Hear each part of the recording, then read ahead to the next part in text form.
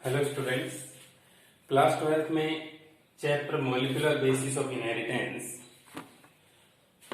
इसमें हमने previous topic पढ़ा था ह्यूमन जीनोम प्रोजेक्ट, जिसमें ह्यूमन जीनोम की कंप्लीट सीक्वेंसिंग, उनके जीन्स के स्ट्रक्चर, सीक्वेंस ऑफ न्यूक्लियोटाइड, उनसे बनने वाली प्रोटीन और प्रोटीन से हमारी बॉडी में होने वाले फंक्शंस, इनके बारे में पढ़ा था। एप्लीकेशन, फ्यूचर चैलेंजेस और सबसे इंपॉर्टेंट था salient features of human genome. ठीक है, तो यहाँ पर नेक्स्ट टॉपिक है जो इस चैप्टर में लास्ट टॉपिक होगा, डीएनए फिंगरप्रिंटिंग या डीएनए प्रोफाइलिंग। कभी आपने नाम तो सुना होगा शायद। साइंटिस्ट हैं एलेक्स जेफरी, जिन्होंने सबसे पहले स्टार्ट किया था डीएनए फिंगरप्रिंटिंग। आपने नेम सुना होगा, कभी टीवी पे देखा होगा, कुछ ऐसे सीरियल्स आते हैं जिनमें फोरेंसिक लेबोरेटरी के बारे में डिस्कस किया जाता है। फोरेंसिक लेबोरेटरी वो लेबोरेटरीज होती हैं जिसमें एडवांस टेक्नोलॉजी यूज करके और कॉम्प्लिकेटेड केसेस को सॉल्व किया जाता है। वो मर्डर या फिर किसी और क्राइम से रिलेटेड हो सकते हैं। तो उनमें फोरेंसिक लेबोरेटरी में जो सबसे मेन टेक्निक है उस प्रॉब्लम को सॉर्ट आउट करने के लिए, उन जो प्रूफ मिलते हैं उनको लेबोरेटरी में चेक करने के लिए जो सबसे मेन टेक्निक है वो डीएनए फिंगरप्रिंटिंग होती है। ठीक है, डीएनए फिंगरप्रिंटिंग आप एक स्टोरी की फॉर्म में समझिए कि कैसे की जाती है और इसका क्या एविडेंस, क्या सिग्निफिकेंस है।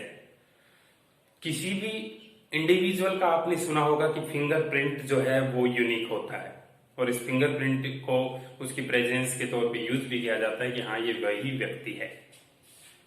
लेकिन अब जैसे जैसे साइंस में एडवांसमेंट आ रहा है वैसे ही फिंगरप्रिंट एक प्रॉपर प्रूफ नहीं रहता किसी के प्रेजेंस का, क्योंकि फिंगरप्रिंट भी अब प्लास्टिक सर्जरी से चेंज करवाए जाते हैं। ठीक है, तो किसी की यूनिक आइडेंटिटी अब सिर्फ फिंगरप्रिंट नहीं है लेकिन डीएनए फिंगरप्रिंट है। मतलब हर इंडिविजुअल एक दूसरे से डिफरेंट है मॉर्फोलॉजी या कैरेक्टर्स में। क्यों? क्योंकि उन दोनों का डीएनए डिफरेंट है।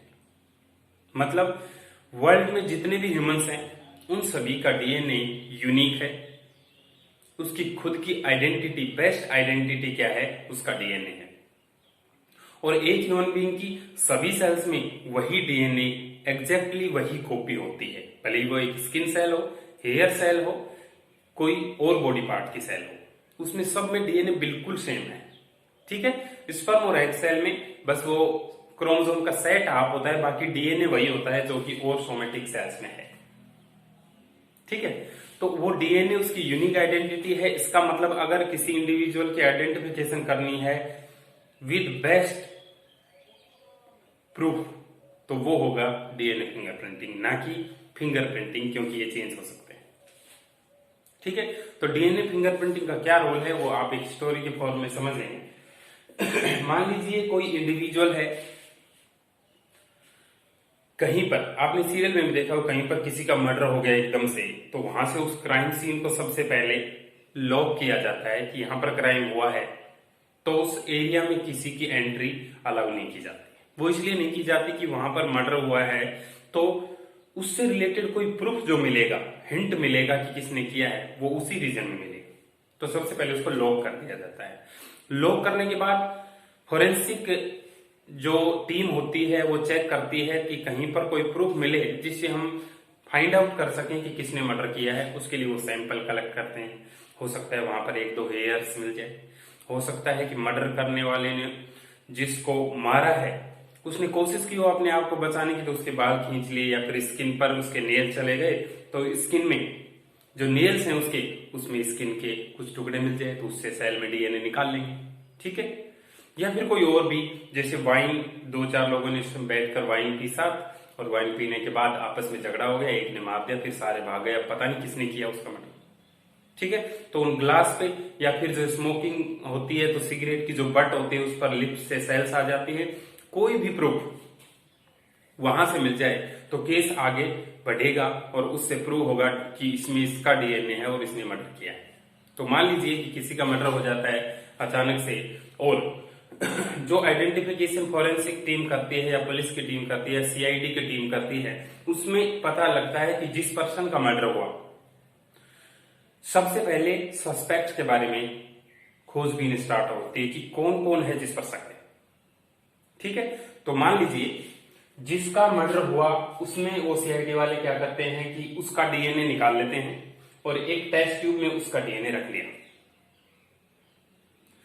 मर्डर हुआ उसका नहीं, सॉरी, जो वहां से सैंपल मिला उनको, मान लीजिए वो सर्च करने गए और वहां पर मिला कि जब उसको मारा गया था तो उसके नेल्स में उसने उसको नोचने की कोशिश की थी जिसने मर्डर किया उसको, तो जो मर्डर करने वाला था उसकी स्किन की कुछ सेल्स उसके नेल्स में आ गई, फिर वो भाग गया। अब इन सेल्स को वो आइसोलेट करेंगे, उस सेल में से उस डीएनए को भी आइसोलेट कर लेंगे और उस डीएनए को एक टेस्ट ट्यूब में डाल दिया। सी मैंने लिखा है कि क्राइम सीन से जो हमें सैंपल मिला है, जिस व्यक्ति ने मर्डर किया है, ये उसी का डीएनए है। ठीक है, इस वाली टेस्ट ट्यूब में। उसके बाद S1 मतलब सस्पेक्टेड वन, वो व्यक्ति पूछताछ में उनको पता लगता है कि ये एक ऐसा व्यक्ति भी है जिससे मर्डर हो गया ना, उसका झगड़ा चल रहा था पैसे को लेकर। कई बार वो घर पर आता था, इनको आपस में पैसे को लेकर झगड़ा भी होता था। कई बार वो धमकियां भी देता था, बाहर खड़ा होकर भी धमकियां देता था कि मैं तेरे को देख लूंगा, मैं तेरे को मार दूंगा, ऐसा कुछ। तो पुलिस सबसे पहले उसके पास जाएगी, उसका डीएनए सैंपल कलेक्ट करके लाएगी, वो इसमें डाल देगी। ठीक है, अगला कि भाई इन्वेस्टिगेशन में पता चला है कि इस व्यक्ति के जिसका मर्डर हुआ है उसका जो प्रॉपर्टी का विवाद भी अपने कजिन्स के साथ चल रहा है, और उन कजिन्स में से एक जो बहुत ज्यादा उसको धमकियां देता था कि मैं इस प्रॉपर्टी पर मेरा ही हक है, मैं लेके रहूंगा, जो इससे झगड़ा करता था बार बार, उसका डीएनए सैंपल भी लिया है क्योंकि हो सकता है उसने मर्डर किया। ठीक है, और तीसरा 3-4 दोस्त थे, वो साथ बैठकर वाइन पीते थे, शराब पीते थे। कई बार उनमें कहासुनी भी हो जाती थी और कभी कभी वो शराब पीने के बाद खुशी खुशी से भी चले जाते थे। ठीक है, तो ये उनमें से सस्पेक्ट का, मान लीजिए किसी सस्पेक्ट जिस पर थोड़ा सा के, हाँ उनमें से ये तीनों तो नहीं कर सकते, ये कर सकता है। तो ये 3 सस्पेक्ट है, एक तो पैसे के विवाद वाला, एक प्रॉपर्टी के विवाद वाला, और एक उनके ही ग्रुप में से जो उसको मार सकता है। इन तीनों पर सिर्फ शक है कि शायद इन्होंने मर्डर किया हो। उन सबका डीएनए इसमें, और जो क्राइम सीन से मिला हमें डीएनए वो इसमें। अब ये हमें पता नहीं इन तीनों में से ही है या किसी और का है, हम सस्पेक्ट यूं ही कर रहे हैं कि कोई और मर्डर कर गया, वो भी हो सकता है। बहुत सारे ऐसे केस भी हैं जो कई बार डीएनए, फिंगरप्रिंटिंग, फॉरेंसिक साइंस किसी से भी सॉल्व नहीं हो पाते और लास्ट में बंद भी हो जाते हैं कई साल केस चलने के बाद। ठीक है, तो यहां तो हम कोशिश करेंगे कि मिले, सस्पेक्ट मर्डर करने वाला मिले। चारों डीएनए में, जो चारों टेस्ट ट्यूब उनमें डीएनए का सैंपल ले लिया। और एंजाइम रेस्ट्रिक्शन एंडोन्यूक्लियेज, रेस्ट्रिक्शन एंडोन्यूक्लियेज अभी तो आप सिर्फ यही याद रखें, वैसे बायोटेक्नोलॉजी में डिटेल में पढ़ेंगे। ऐसे एंडोन्यूक्लियेज एंजाइम, न्यूक्लियस का मतलब जो न्यूक्लिक एसिड को काटे, और डीएनए न्यूक्लिक एसिड ही है। ऐसे न्यूक्लियेज एंजाइम जो एक स्पेसिफिक डीएनए को स्पेसिफिक साइट से ही कट करते हैं। जैसे मेरा डीएनए है, उसको कट करेंगे स्पेसिफिक साइट 10 साइड से कट करेंगे तो वो 11 डीएनए बन जाएंगे, क्योंकि हमारी बॉडी में लीनियर डीएनए है। तो 10 जगह से रस्सी को काट के देखो आप तो 11 टुकड़े बनेंगे। ठीक है, तो मेरे डीएनए को ये रेस्ट्रिक्शन एंडोन्यूक्लियस 10 जगह से काटता है, 11 फ्रेगमेंट बनते हैं, अलग अलग साइज के बनते हैं, कोई छोटा टुकड़ा बनता है, कोई बड़ा टुकड़ा बनता है। मेरे ही डीएनए को कहीं और ले जाकर इसी एंजाइम से काटे तो भी 11 ही फ्रेगमेंट बनेंगे। भले यहां काटे, जयपुर में काटे, या फिर अहमदाबाद में ले जाकर काटे, या फिर दूसरे देश में ले जाके इसी एंजाइम से अगर मेरे ही डीएनए को काटा तो वो 11 ही फ्रेगमेंट बनाएगा, 11 से कम या ज्यादा बिल्कुल नहीं। ठीक है, और किसी दूसरे पर्सन के डीएनए को काटा और यहां पर काट के देखा हमने, उसके 7 सेगमेंट बनाए, अलग अलग साइज के बनाए, तो इस व्यक्ति के डीएनए को दुनिया में कहीं भी ले जाके काट लो इसी एंजाइम से, एंजाइम यही होना चाहिए, तो वो उतने ही टुकड़े बनाएगा जितने यहां बना रहे उतने वहां बनाएगा। ठीक है, तो यही एंजाइम हमने चारों में डाल दिया और चारों डीएनए को इसने टुकड़ों में काट दिया। अब हमें वो टुकड़े तो दिखाई दे नहीं रहे, टुकड़े में काट दिया, फ्रेगमेंट्स बना दिए, टुकड़े बना दिए।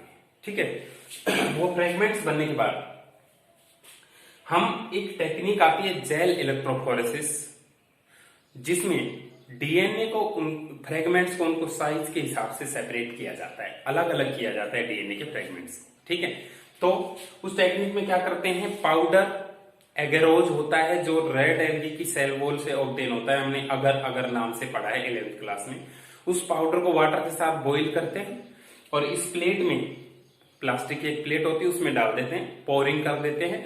फिर वो जैसे ही ठंडा होता है तो हनी के जैसा सेमी सॉलिड जेल बन जाता है। उससे पहले उसमें हम कोम्ब डाल देते हैं और फिर जैसे ही वो एडजस्ट हो जाएगा पूरा तो कोम्ब निकाल देंगे, तो उसमें जगह बच जाएगी जहां जहां कोम्ब डाला था, ठीक है। ये 4 जगह बच गई, इसमें जेल प्लेट तैयार कर ली। इस प्लेट में इन चारों के डीएनए हमने डाल दिया और इस तरफ पॉजिटिव इलेक्ट्रोड भी लगा दिए। पॉजिटिव इलेक्ट्रोड क्यों? क्योंकि डीएनए एक नेगेटिवली चार्ज मॉलिक्यूल है, उसको अट्रैक्ट करने के लिए पॉजिटिव इलेक्ट्रोड हमने लगा दिया, ठीक है। लगाने के बाद अब इसको अलाउ किया कि डीएनए फ्रेगमेंट अपने हिसाब से मूव करेंगे, जो छोटे होंगे वो सबसे आगे होंगे यू मूव करते हुए, और जो बड़े होंगे वो रेजिस्टेंस के कारण पहले ही रुक जाएंगे, ठीक है। तो चारों डीएनए का एक डीएनए बैंड पैटर्न इस पर तैयार हो गया, जेल इलेक्ट्रोफोरेसिस टेक्निक का नाम है, और इससे डीएनए फ्रेगमेंट साइज के हिसाब से सेपरेट हो चुके हैं, ठीक है। अब रेस्ट्रिक्शन एंडोन्यूक्लियस इसमें डाला था, इसमें से एक डीएनए का टुकड़ा लिया और उसको रेडियो एक्टिवली लेबल्ड कर दिया, मतलब ये जहां भी जाएगा ये शाइनिंग करेगा, चमकेगा और हमें दिखाई देगा। और हमेशा ध्यान रखना, मेरे डीएनए के 11 फ्रेगमेंट एक दूसरे को आइडेंटिफाई कर सकते हैं और एक दूसरे से हाइड्रोजन बॉन्ड बना सकते हैं, किसी दूसरे से नहीं बनाएंगे, ठीक है। मेरे डीएनए का फ्रेगमेंट मेरे से ही हाइब्रिडाइज कर सकता है, दूसरे के डीएनए से नहीं। इसी में से हमने एक प्रोब निकाल लिया, इस रेडियो एक्टिवली पार्ट को हम, लेबल्ड पार्ट को प्रोब बोलते हैं, ठीक है। प्रोब को सेपरेट कर लिया। अब डीएनए बैंड पैटर्न जो ये तैयार हो गया, इस बैंड पैटर्न को ले जाकर अल्ट्रावायलेट का एक चैम्बर आता है अलग से यूवी रेडिएशन का, उसके नीचे अगर देखेंगे तो हमें बैंड्स की जो पोजीशन है वो दिखाई देगी, और बैंड्स का नंबर और पोजीशन अगर सेम है तो वो दोनों डीएनए एक ही पर्सन के हैं। इन 4 लाइनों में से किस किस का डीएनए सेम आ रहा है, देखो यहां पर बड़ा, छोटा, छोटा, छोटा और छोटा, इस तरह का फ्रेगमेंट है। यहां पर देखो इससे बड़ा है वो पहले ही रुक गया और ये इनके बीच रुका, इसका मतलब इसके और इसका डीएनए बैंड तो बिल्कुल मैच नहीं हो रहे। तो ये जो डीएनए है वो जो पैसे मांगता था ना, उस व्यक्ति का डीएनए तो नहीं है, इसका मतलब उसने तो मर्डर नहीं किया, ठीक है। दूसरा, ये बैंड इसके सामने आ रहा है, बिल्कुल सही है। ये बैंड इसके सामने आ रहा है, बिल्कुल सही है। लेकिन ये बैंड तीनों एक साथ आ रहे हैं, जबकि ये बहुत नीचे आ रहे हैं, इसका मतलब मर्डर इसने भी नहीं किया, जिसके साथ प्रॉपर्टी का विवाद था उसने भी नहीं किया। तीसरा, फर्स्ट बैंड बिल्कुल सामने, सेकंड बिल्कुल सामने, थर्ड बिल्कुल सामने, फोर्थ बिल्कुल सामने और फिफ्थ बिल्कुल सामने। इससे ये प्रूव होता है कि जो सैंपल साइट से हमें डीएनए मिला था वही डीएनए इस सस्पेक्ट वाला डीएनए है, क्योंकि रेस्ट्रिक्शन एंडोन्यूक्लियस ने इसके भी उतने ही टुकड़े किए, इसके भी उतने ही टुकड़े किए, और मैंने बताया था कि एक ही डीएनए के बराबर टुकड़े कर सकता है, 2 अलग अलग डीएनए के बराबर टुकड़े नहीं कर सकता। तो इससे डीएनए फिंगरप्रिंटिंग की रिपोर्ट इसके लिए पॉजिटिव आई है कि ये डीएनए जो हमें क्राइम सीन से मिला ये इस व्यक्ति का डीएनए था और इसी ने मर्डर किया, तो केस सोल्व हो जाता है, ठीक है। वैसे तो कोई किसी और, मतलब डीएनए फिंगरप्रिंटिंग का अगर प्रूफ नहीं हो तो पता नहीं किसी और चीज से वो छुपा भी दे सबूत को कि मैंने मर्डर नहीं किया, झूठ भी बोल दे कि मैंने नहीं किया। एक बार डीएनए फिंगरप्रिंटिंग की रिपोर्ट अगर पॉजिटिव आई है तो उसमें कोई झूठ सच नहीं, क्योंकि डीएनए एक ही व्यक्ति का डीएनए दोनों बिल्कुल मैच कर रहा है, इसका मतलब इसी का डीएनए वहां से मिला इनको क्राइम सीन से और उसी ने मर्डर किया है, ठीक है। तो ये डीएनए फिंगरप्रिंटिंग का बहुत बड़ा एप्लीकेशन है रेप केसेस, मर्डर केसेस में। पैटर्नल और मैटरनल जो डिस्प्यूट होते हैं, पेरेंट्स के डिस्प्यूट कि भाई वो उसका बेटा है या नहीं, वो उसके पेरेंट्स हैं या नहीं है, कई बार ये डिस्प्यूट भी सामने आते हैं, उनको भी डीएनए फिंगरप्रिंटिंग से सोल्व किया जाता है, क्योंकि पेरेंट्स का हमारा डीएनए हमारे दूसरे सेल के डीएनए से तो 100% मैच करता है, लेकिन किसी और से अगर मैच करेगा तो वो हमारे पेरेंट्स होंगे जिनसे लगभग 50% तो मैच करना ही चाहिए, ठीक है। और इससे हमें ये प्रूफ भी मिल जाता है कि वास्तव में ये उसी का डीएनए है, ठीक है। तो समझ में आया होगा कि किस तरह डीएनए फिंगरप्रिंटिंग हम कर सकते हैं किसी भी केस को सोल्व करने के लिए। तो बहुत सारी प्रॉब्लम्स ऐसी आती हैं कई बार जिनमें कोई सबूत नहीं छोड़ के जाते क्रिमिनल्स, तो वहां पर अगर डीएनए का सैंपल मिल जाए तो वो केस बहुत जल्दी सॉल्व हो सकता है। अलग जैपरीज साइंटिस्ट थे, उन्होंने स्टार्ट किया। और इंडिया में डॉक्टर लाल सिंह, इंडियन नेम लग रहा होगा आपको, डॉक्टर लाल सिंह सीसीएमबी हैदराबाद में सीनियर साइंटिस्ट अभी भी हैं वो, centre for sale and molecular biology Hyderabad, उसमें सीनियर साइंटिस्ट हैं। इन्होंने सबसे पहले इंडिया में डीएनए फिंगरप्रिंटिंग की थी। अब इंडिया में भी फॉरेंसिक लैबोरेटरीज हैं, वहां पर डीएनए फिंगरप्रिंटिंग से बहुत सारे क्राइम केसेस सोल्व किए जाते हैं। ठीक है, समझ गए होंगे आप, पूरी कहानी समझ गए क्या है। आगे की बताता हूं। यहां पर प्रूव हो गया डीएनए फिंगरप्रिंटिंग रिपोर्ट पॉजिटिव आ गई। और भी अगर बिल्कुल मान लीजिए थोड़ी सी भी गुंजाइश बचती है कि बहुत सारे फ्रेगमेंट तो इसके भी सामने आ रहे हैं, तो क्या यही सस्पेक्ट है कि नहीं।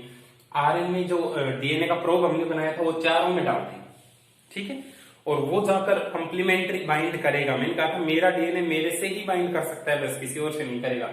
तो ये जाकर किस किस में बाइंड करेगा, इसके किसी फ्रेगमेंट से जाकर बाइंड करेगा और इसके किसी फ्रेगमेंट से बाइंड करेगा। इस प्रोब के डीएनए के फ्रेगमेंट से बाइंड करने की प्रोसेस को हाइब्रिडाइजेशन प्रोबिंग बोलते हैं।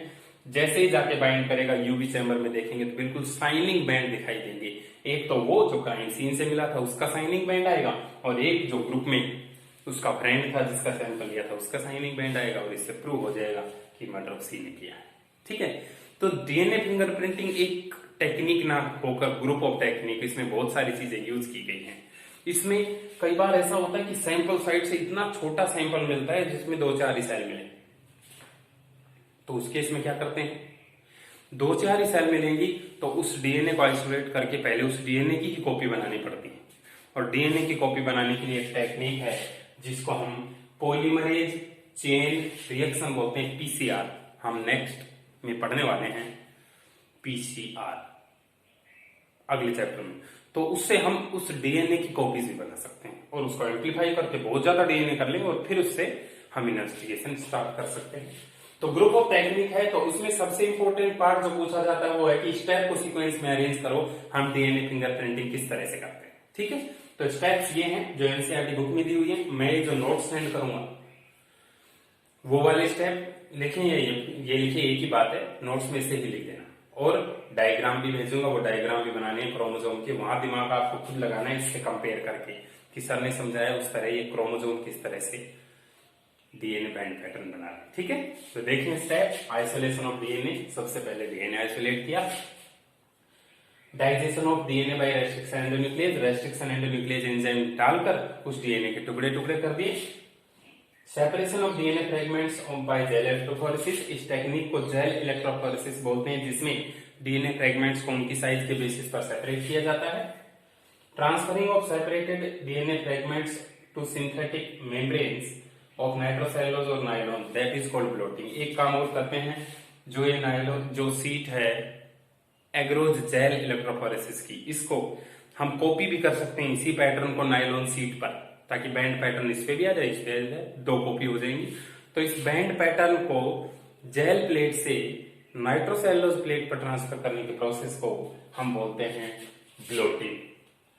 हाइब्रिडाइजेशन यूजिंग वीएनटीआर प्रोब, ये प्रोब यूज करके हाइब्रिडाइजेशन किया था, 2 में हुआ था। और detection of DNA fragments by autoradiography, इस प्लेट को यूवी चैम्बर में ले जाकर डीएनए फ्रेगमेंट्स को देखने की जो टेक्निक है उसको बोलते हैं ऑटो रेडियोग्राफी। ठीक है, ये स्टेप्स हो गई। वीएनटीआर का मतलब है variable number of tandem repeats. ठीक है, इसका मतलब आप समझ लीजिए वीएनटीआर RFLP, 2 चीजें समझ लीजिए कि जब हम किसी के भी डीएनए को कट करते हैं, मैंने ये एक बात बताई थी आपको कि हमारे ज्यादातर जो डीएनए है वो रिपीटेटिव डीएनए है, बार बार रिपीट होने वाले सीक्वेंस है। ए रिपीट हो रहा है, टी रिपीट हो रहा है, सी हजारों तक रिपीट होता जा रहा है। तो उस रिपीटेटिव डीएनए में जब रेस्ट्रिक्शन एंडोन्यूक्लियस कट करता है तो कुछ फ्रेगमेंट छोटे बनते हैं, कुछ बड़े बनते हैं, तो ये पॉलीमॉर्फिज्म हो गई। पॉलीमॉर्फिज्म मतलब अलग अलग मॉर्फोलॉजी, छोटे बड़े फ्रेगमेंट बनते हैं। तो बनने वाले फ्रेगमेंट्स को क्या बोलते हैं, restriction, fragment, length, polymorphism. Restriction enzyme की वजह से बनने वाले फ्रेगमेंट्स की लेंथ में डिफरेंस है, इसलिए पॉलीमॉर्फिज्म। RFLP की फुल फॉर्म।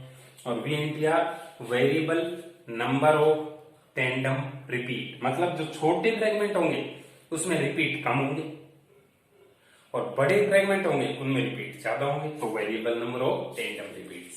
ठीक है, तो इस तरह से नोट्स बनाएं, समझें इसको, फिर नोट्स बना के वापस से वीडियो को देखें तो 100% समझ में आ जाएगा आपको। ठीक है, समझ गए आप? तो ये chapter molecular basis of inheritance complete होता है यहाँ पर। अब इसको मिलाकर टोटल हमारे 6 चैप्टर्स कंप्लीट हो गए हैं। ये चैप्टर नंबर 6 था। अब हम चैप्टर नंबर 11 स्टार्ट करेंगे, बायोटेक्नोलॉजी एंड इट्स प्रिंसिपल, क्योंकि वो पूरी तरह डीएनए से ही रिलेटेड है। बीच में 2-3 चैप्टर आ रहे हैं वो डीएनए से बिल्कुल रिलेटेड नहीं है। तो मैं चाहता हूं अभी आपके माइंड में बिल्कुल इमेज बनी हुई है डीएनए और उसके प्रोसेसेस की, तो पहले वो 2 चैप्टर पढ़ें। यूनिट का नाम बायोटेक्नोलॉजी है। बायोटेक्नोलॉजी का मतलब होता है use of living organism to make the products useful for humans. ठीक है, तो नेक्स्ट चैप्टर हम वो स्टार्ट करेंगे। अच्छे से समझने के टॉपिक हैं। आपको मैं इस चैप्टर के 5-5 नंबर के कौन से क्वेश्चंस बनते हैं वो लिखकर भेजूंगा, और साइंटिस्ट और उसका कंट्रीब्यूशन क्या है वो लिखेंगे। लगभग 15 से प्लस ही साइंटिस्ट हैं और 12-13 ऐसे क्वेश्चन हैं जो 5-5 नंबर के इस चैप्टर में से बनेंगे। बहुत इंपॉर्टेंट चैप्टर है, तो इसको अच्छे से टिप्स पर कर लेना उन क्वेश्चंस को करके आप। ठीक है, वो मैं फोटो फॉर्म में नोट्स भेजूंगा। ओके, हो गया? सभी को समझ में आ गया होगा। नेक्स्ट चैप्टर हम चैप्टर नंबर 11 स्टार्ट करेंगे नेक्स्ट लेक्चर से। Okay, thank you.